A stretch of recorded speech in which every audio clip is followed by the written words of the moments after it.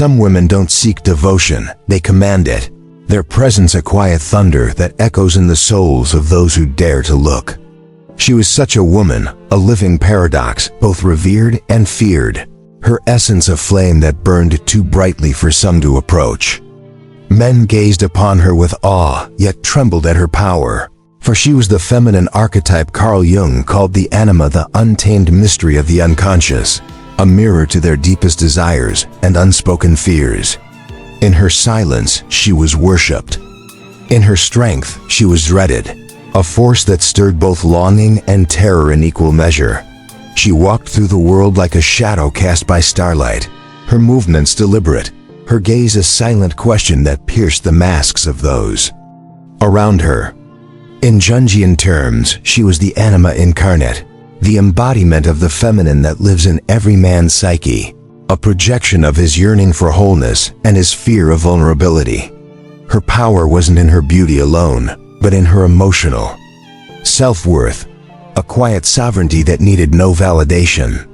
His shadow, the insecurities, the need for control, the wounds he buried beneath bravado quivered in her presence, for she reflected truths he wasn't ready to face. The first turning point came when she refused to dim her light. He expected her to soften, to mold herself to his desires, to become the muse who would soothe his ego. But she stood unyielding, her silence not submission, but a boundary forged in the crucible of self-awareness. Trauma psychology reveals that those who have faced their pain learn to protect their inner world, to guard their energy with fierce devotion. She had danced with her own shadows, embraced her scars, and emerged whole. Her refusal to shrink was a stoic act of amor fati, a love of her own truth that left him both captivated and unnerved. His worship grew, laced with fear. He sent gifts, words, glances, seeking to tether her to his world, to make her a fixed star in his sky. But her second turning point was her detachment, a quiet withdrawal that wasn't rejection but reclamation.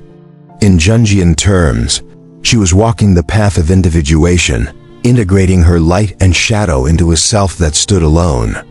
Complete, her silence became a mirror, reflecting his unacknowledged fears, his need to possess, to define, to control. He feared her because she was untouchable, yet worshipped her for the same reason. Drawn to the mystery he could never unravel. You, standing in the stillness of your own soul, have you ever felt the weight of someone's gaze, demanding you become their salvation? Pause. Feel the pull of their need.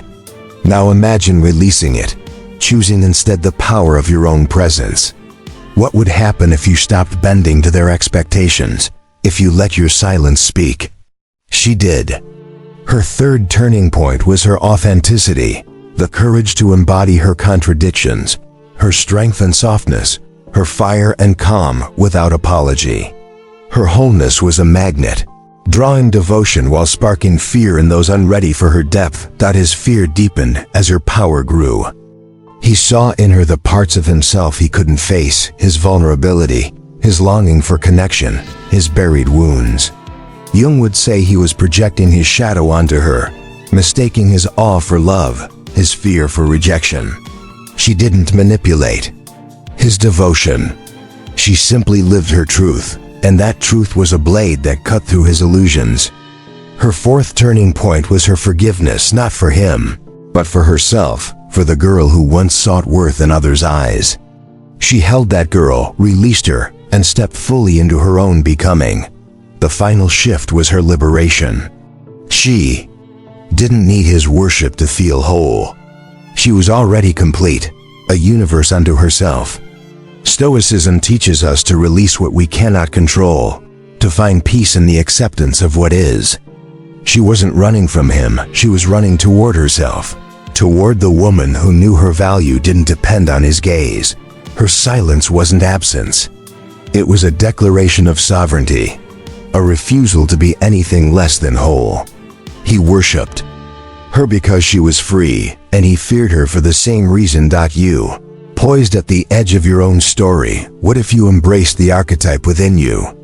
What if you let your contradictions, your shadows, your fire become your power? The world may fear your depth, but those who worship you will see the truth.